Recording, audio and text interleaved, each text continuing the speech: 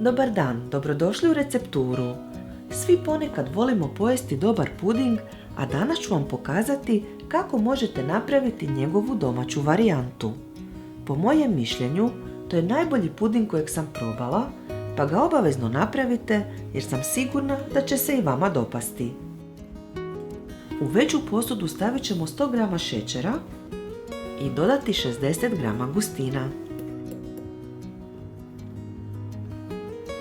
Od 1 litre hladnog mlijeka odvojit ću 2 kutlače, odnosno oko 200 ml. I sve dobro izmiješati pjenjačom da nema grudica. Zatim dodajem 4 žumanjka koje sam ranije odvojila, pa ću ih također izmiješati. U puding ne idu bjelanjci, pa ako trebate ideju što s njima, u opis ovog videa stavit ću par linkova s takvim receptima. Na kraju dodajem i 2 žlice arome vanilije, pa ću sve završno dobro izmiješati. Ako nemate aromu vanilije, odlično će poslužiti i 2 pakiranja vanilin šećera.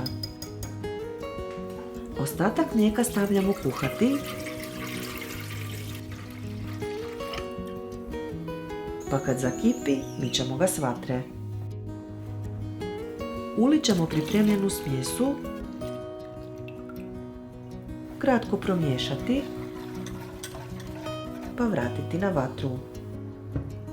Kuhamo u stalno miješanje da smjesa postane gusta.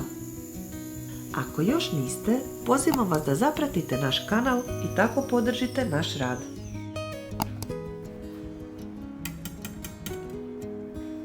Još vrući puding odmah sipamo u male posudice. Možete sipati odmah iz lonca ili s kutlačom ako vam je tako lakše. Nakon sipanja sve treba malo protresti da se izravna. Puding prvo ostavljamo da se ohladi na sobnu temperaturu, a zatim ide na hlađenje u frižider 3 sata. Za ljepši izgled sve sam odlučila i malo ukrasiti. Izradit ću 100 ml vrhnja za šlagu čvrsti šlag, napraviti mala postolja na svakoj posudici,